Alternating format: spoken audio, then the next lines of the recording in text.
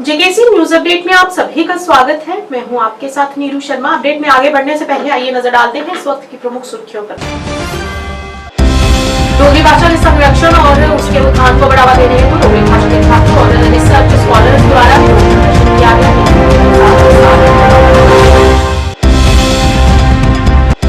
Jammu and Kashmir energy development agency PM Kusum Yojana पर जागरूकता कार्यक्रम किया गया आयोजित। कमिश्नर सेक्रेटरी सौरभ भगत ने पर्यावरण की स्थिरता को बढ़ावा देने के लिए कार्यक्रम की क्षमता पर दिया जोर।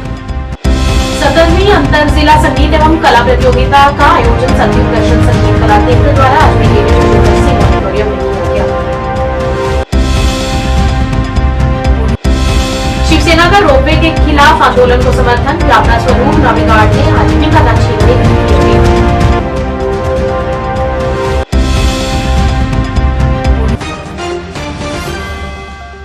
हेलो गाइस, तो आज मैं आपको लेकर जा रही हूँ चावलास फैमिली रेस्टोरेंट।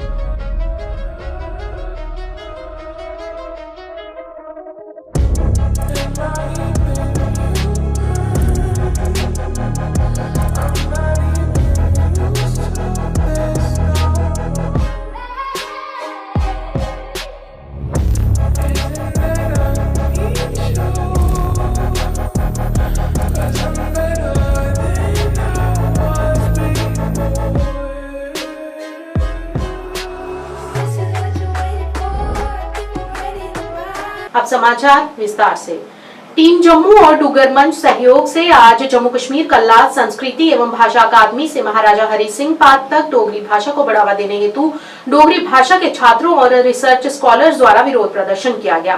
प्रदर्शन का नेतृत्व कर रहे टीम जम्मू के अध्यक्ष जोरावर सिंह जम्वाल ने कहा कि डोगरी भाषा के साथ साथ जम्मू के साथ सदा से ही भेदभाव होता आया है। इस मौके पर उन्होंने कहा कि प्रधानमंत्री नरेंद्र मोदी और गृह मंत्री से अपील की और कहा कि डोगरी लोगों के साथ साथ डोगरी भाषा के साथ इंसाफ की गुहार लगाई और कहा कि इसे विषय के रूप में हर विद्यालय में एक अहम विषय के तहत पढ़ाया जाए। डोगरी कन्ने बेन्यायी बंद करो, बंद करो। डोगरी कन्ने बेन्यायी बंद करो, बंद करो। डोगरी कन्ने बेन्यायी बंद करो, बंद। जय डुगर, जय डोगरी, जय डुगर, जय डोगरी, जय डुगर, जय डोगरी। श्री मोहन सिंह जी ने की थी, बट मैं हिंदी में इसलिए बात करना चाहता हूँ कि जो जम्मू कश्मीर के बाहर हैं उनको भी पता लगे। कई हमारे यहाँ पे ब्यूरोक्रेट्स हैं जिनको डोगरी नहीं आती है, वो हिंदी भाषा समझते हैं और जो डिसीजन मेकर हैं। तो मैं आपके माध्यम से राजभवन तक और माननीय lieutenant governor Manoj Sinha sir तक ये बात पहुँचाना चाहता हूँ कि ये जो नौजवान जो हैं, ये जो रिसर्च स्कॉलर्स हैं, जो ग्रेजुएट्स हैं, पोस्ट ग्रेजुएट्स हैं, ये ऐसे नहीं सड़कों पे आए हैं। इसके पीछे सबसे बड़ा कारण ही यही है कि एक तरफ हम अप्रिशिएट करते हैं गवर्नमेंट ऑफ इंडिया को कि जब यूनियन टेरिटरी बनी है तो हमारी माँ बोली जो डोगरी है उसको दर्जा मिला ऑफिशियल लैंग्वेज का। लेकिन आज भी आप देख लीजिए, अगर हम डोगरी में चिट्ठी लिखेंगे पढ़ने वाला कोई नहीं होगा, सुनवाई कोई नहीं है। और तो और हमारे पास पोस्ट है। हम डे 1 से टीम जम्मू ये मानना है कि अगर किसी भी भाषा या कल्चर को जिंदा रखना है तो उसकी जो मातृभाषा जो है, जो मदर टंग है, उसको जिंदा रखना जरूरी है। जब हमारे पास बोर्ड ऑफ स्कूल एजुकेशन में लाखों रुपया खर्च करके सरकार ने सिलेबस बनाया हुआ है, तो क्यों नहीं वो प्राइमरी लेवल से शुरू कर रहे हैं और उसके बाद हायर सेकेंडरीज और कॉलेजेस तक क्यों नहीं पहुंचा रहे हैं। कहीं ना कहीं लग रहा है कि ब्यूरोक्रेसी में कुछ लोग बैठे हैं जो एक स्टम्बलिंग ब्लॉक बन रहे हैं। आज देखते हैं, आज सरकार भी बन गई है, बहुत बातें कर रहे हैं पब्लिक उसकी। तो हम यही कहना चाहेंगे सरकार को कि आप जागिए। इससे पहले मत सोचिए कि ये कुछ चंद या कुछ 100 पीएचडी स्कॉलर्स या पोस्ट ग्रेजुएट्स या रिसर्च जो स्टूडेंट्स हैं, ये वो हैं। पूरा जम्मू खिता इनके साथ खड़ा है और मैं सभी लोगों से आह्वान करूंगा कि अपनी पॉलिटिकल एफिलिएशंस को एक साइड पे रख के सब इकट्ठे हो जाएं। विज्ञान और प्रौद्योगिकी विभाग के तहत जम्मू और कश्मीर ऊर्जा विकास एजेंसी ने 2024 में पीएम कुसुम B&C योजना के लिए एक जागरूकता कार्यक्रम आयोजित किया। इस पहल का उद्देश्य किसानों को सौर ऊर्जा संचालित पंप स्थापित करने, सिंचाई लागत को कम करने के बारे में शिक्षित करना और स्थायी ऊर्जा को बढ़ावा देना रहा। ये योजना न केवल ग्रिड पावर पर निर्भरता कम करती है, बल्कि किसानों को अतिरिक्त ऊर्जा बेचने की भी अनुमति देती है, जिससे भारत के नवीनीकरणीय ऊर्जा लक्ष्यों में योगदान करते हुए अतिरिक्त आय स्रोत मिलता है। सरकार के आयुक्त सचिव सौरभ भगत ने कृषि उत्पादकता और पर्यावरणीय स्थिरता को बढ़ावा देने के लिए कार्यक्रम की क्षमता पर जोर दिया। और उसमें भी हमारा एमओयू हो गया है जेके बैंक के साथ, वो बहुत ही अगर कोई उसकी मजीद आपको कोई पेमेंट नहीं करनी, उनको दिन में पानी की जरूरत।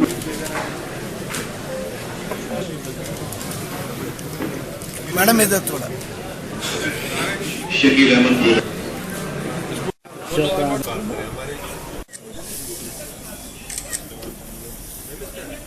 जो हमारा पीएम कुसुम स्कीम है, जो कि एग्रीकल्चर सोलराइजेशन की स्कीम है, इस पे हम लोग मुसलसल सभी डिस्ट्रिक्टों में कैंप लगा रहे हैं जेएंडके के। लास्ट वीक मैंने जम्मू के 4 जिलों में कैंप लगाया था। परसों हम लोग पुलवामा डिस्ट्रिक्ट में पंपोर में कैंप पे थे। तो आज अनंतनाग का ये बहुत ही सक्सेसफुल कैंप है। मैं डिस्ट्रिक्ट एडमिनिस्ट्रेशन में हमारे डीसी साहब फखरुद्दीन जी और हमारे सीपीओ साहब को और हमारे चीफ एग्रीकल्चर हॉर्टिकल्चर अफसर को और हमारे सीओ साहब को मुबारकबाद दूंगा कि लगभग 1000 से भी ज़्यादा फार्मर यहाँ मौजूद हैं और बहुत अच्छा रिस्पॉन्स इस स्कीम का है। ये आपको पता है कि मरकज की स्कीम में 80% सब्सिडी हम प्रोवाइड करते हैं एग्रीकल्चर पंप पे, जी, चाहे वो सरफेस पंप हो या वो सबमर्सिबल पंप हो। और जो HATP की स्कीम हमारे चीफ सेक्रेटरी साहब लुलू साहब ने बनाई है, उसका इसके साथ कन्वर्जेंस करके एक बहुत अच्छा एग्रीकल्चर रेवोल्यूशन आप ला सकते हैं। आज आपने देखा कि हमारे पास agriculture, horticulture, floriculture, vegetable grower वगैरह सभी को यहाँ हमने बुलाया और इसमें जो बेनिफिशियरी का शेयर है जो 20%, उसके लिए भी जेके बैंक के LDM साहब यहाँ थे। इन्होंने भी कमिट किया कि उसको लो रेट ऑफ इंटरेस्ट पे उनको ये अमाउंट दिया जाएगा। तो हमारा टारगेट ये है कि लगभग अनंतनाग डिस्ट्रिक्ट में लगभग 1000 पंप के करीब यहाँ लगाए जाएं, ताकि जितने भी हमारे जो एग्रीकल्चर वाले किसान हैं, हॉर्टिकल्चर वाले, उसका फायदा ले पाए। कैंप सभी हुए, सबसे ज़्यादा तादाद जो है फार्मर्स की यहाँ पे आई है। मुझे लगता है कि हमारे जो बैंकिंग ऑफिसर्स हैं इनको भी शाम तक बैठना पड़ेगा आज ये चेक्स देते हुए। और इस कैंप की खास क्वालिटी ये है कि हम मौके पे ही जैसे ही अगर बेनिफिशियरी चेक काटेगा विदिन 4 वीक्स हम ये पंप लगा के देंगे। तो मैं मीडिया के जरिए से अपने जो मेरे किसान भाई बहन उनसे रिक्वेस्ट करूंगा कि ये स्कीम जो है परमानेंट स्कीम नहीं है, इसका जो सब्सिडी का फायदा उठाइए और ये आप एग्रीकल्चर पंप जल्दी लगाइए। जकीटा के जो ऑफिसर्स हैं इसमें हमने सिस्टम बहुत सिंपल बना दिया है, प्रोसीजर बहुत सिंपल है, तो आपको कोई ज़्यादा फॉर्मेलिटी की जरूरत नहीं है। आपके घर तक ये पंप पहुंचाया जाएगा और ये अच्छी तरीके से पंप आपको इरिगेशन प्रोवाइड करेगा। सत्ययुग दर्शन संगीत कला केंद्र द्वारा आज ब्रिगेडियर राजेंद्र सिंह ऑडिटोरियम में 17वीं अंतर जिला संगीत एवं कला प्रतियोगिता का आयोजन किया गया। इस मौके पर कई प्रमुख हस्तियों ने शिरकत की और कलाकारों द्वारा प्रदर्शित की गई कलाओं का आनंद लिया। इस प्रतियोगिता में गायन, वादन, नृत्य, शास्त्रीय संगीत, नुक्कड़ नाटक आदि विभिन्न कलाओं की विधा का प्रदर्शन किया गया।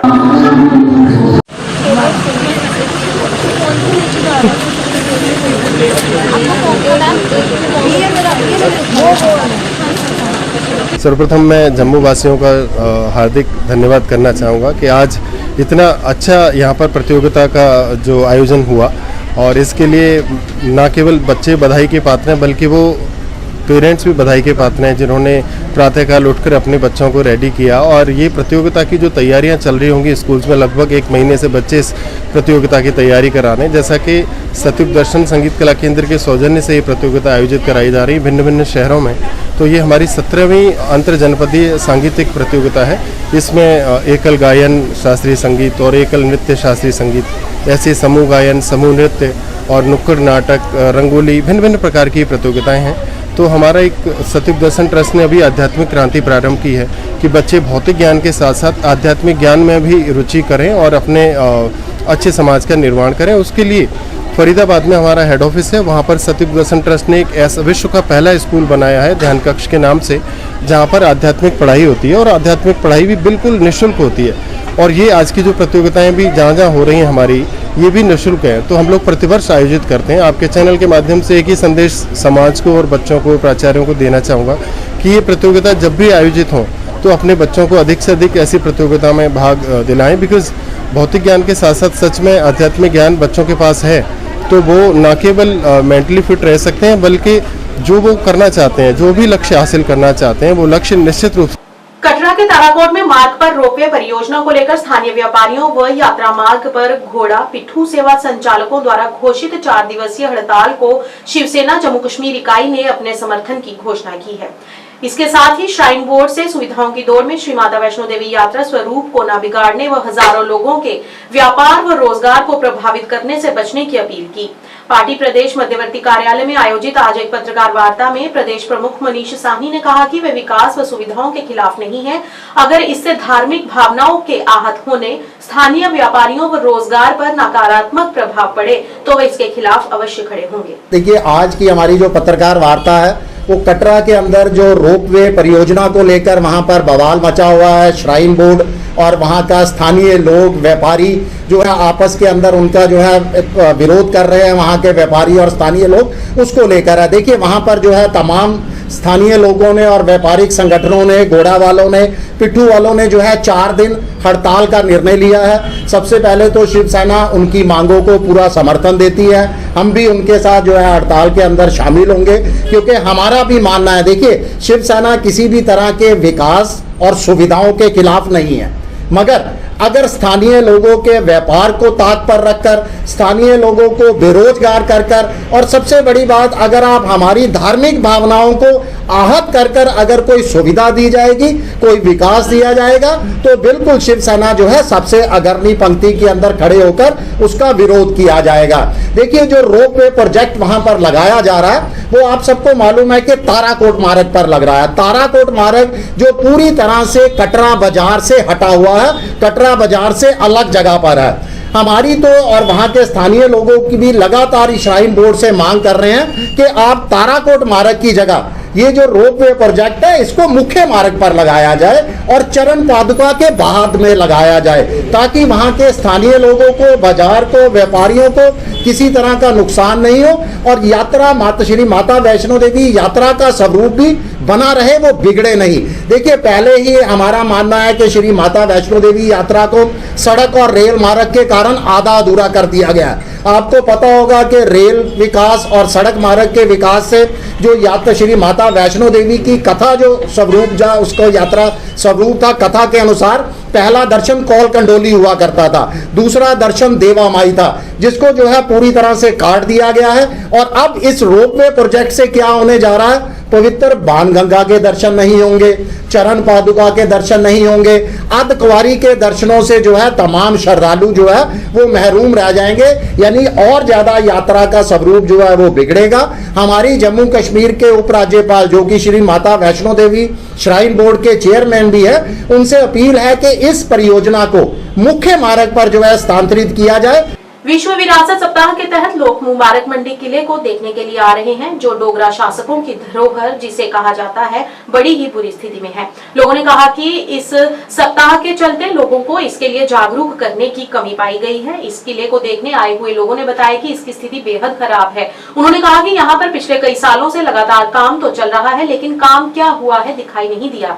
कहने का तात्पर्य ये है कि इसकी स्थिति जस की तस ही है, कोई भी विकासात्मक कार्य हुआ प्रतीत नहीं हो रहा है। इस सप्ताह के चलते यहाँ पर आए लोगों ने क्या प्रतिक्रियाएं दी, आइए देखते हैं।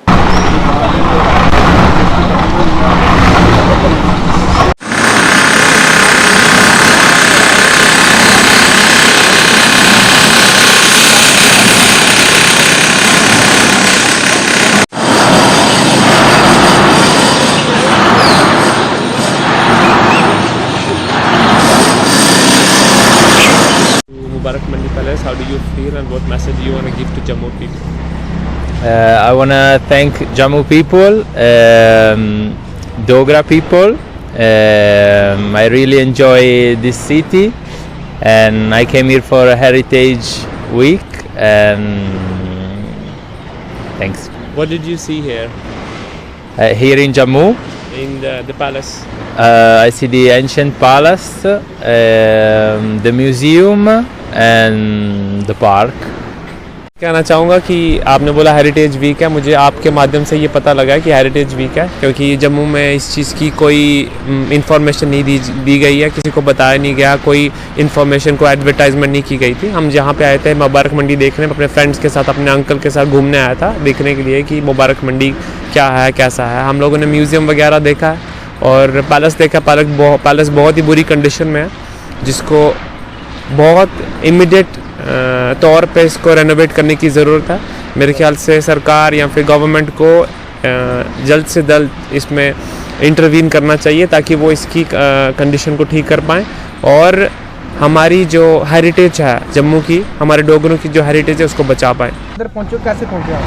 नहीं, फ़िलहाल ये हेरिटेज वीक चल रहा हुआ था यहाँ पे, तो मैं देखा तो मैं आया ज़रा देखूँगा क्या चल रहा है क्या नहीं। यहाँ काफ़ी टाइम से मैं यहाँ पे रह रहा हूँ, बट इस हेरिटेज वीक का जो मेन फोकस था कि इतिहास क्या है हमारा यहाँ। तो जब मैं यहाँ पे आया तो ये सिर्फ काम ही देख रहा हूँ, काम लगे हुए हैं यहाँ पे, काफ़ी मज़दूर लोग यहाँ पे काम कर रहे हुए हैं। और जहाँ तक डेवलपमेंट की बात है तो मुझे नहीं लग रहा है, काफ़ी टाइम से काम चल रहा है, कुछ डेवलपमेंट दिखने को मिल रहा है। तो नहीं, मैंने जहाँ तक मैं इसको पूरा राउंड मार के आया हूँ, मगर एक ये सामने वाली जो बिल्डिंग है ये वाली, ये फ़िलहाल डेकोरेटेड लग रही है।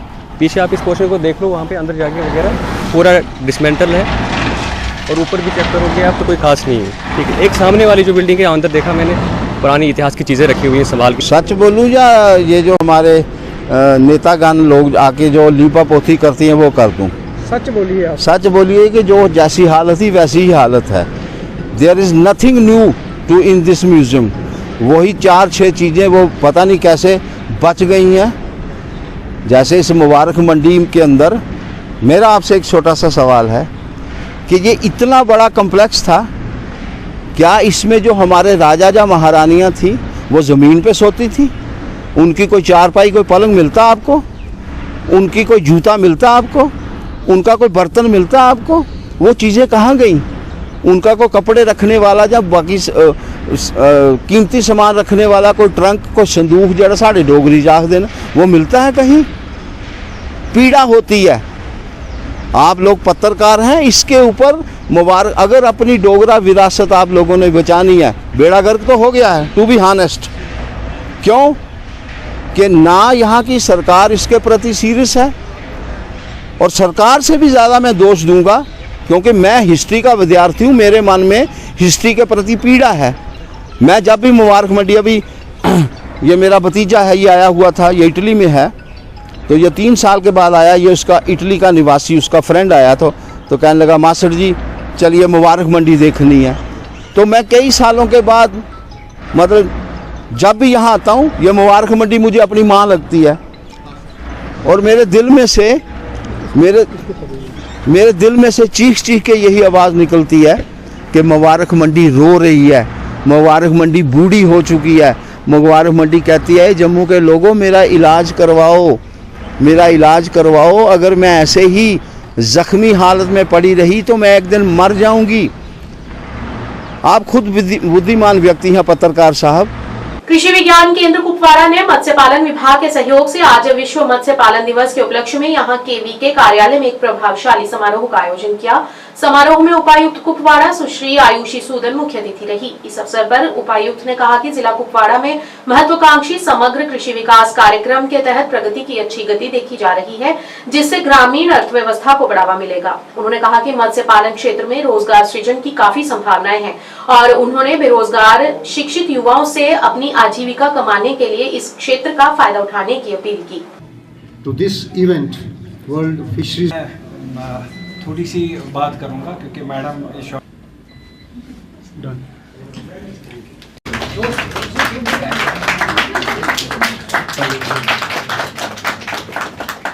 I had visited this particular fish farm in near Reshwari। बहुत ही अच्छा इवेंट ऑर्गेनाइज किया था एंड स्पेशली जो कॉलेज के और स्कूल के जो बच्चों को इनवाइट किया गया था, जो यंग जनरेशन को इनवाइट किया गया था to apprise them of the various schemes that we have. That was a wonderful step that was taken by fisheries and KVK. HADP के अंदर you would have seen that a lot of work is happening. बहुत सारे farmers ने कुपवाड़ा में apply किया है. In fact, in the UT we are one of the highest, probably the highest right now in terms of applications across sectors, be it agriculture, horticulture, fisheries, sericulture etcetera. So definitely एक positive attitude है of the farmer also. उसके अलावा आप ये भी जानते हैं कि KKGs एस्टैब्लिश हुए अराउंड 47 यहाँ पर and they are functional as of now. So from through you I will exhort जितने भी हमारे फार्मर्स हैं कि to have that connect with local कृषि उद्यमी जो कि KKG पे काम भी कर रहा है, वो एक बहुत स्पेशलाइज सर्विस प्रोवाइड करेगा उनको भी। न्यूज अपडेट के आज के इस अंक में इतना ही। नया अंक लेकर फिर हाजिर होंगे, तब तक ले दीजिए इजाजत। नमस्कार।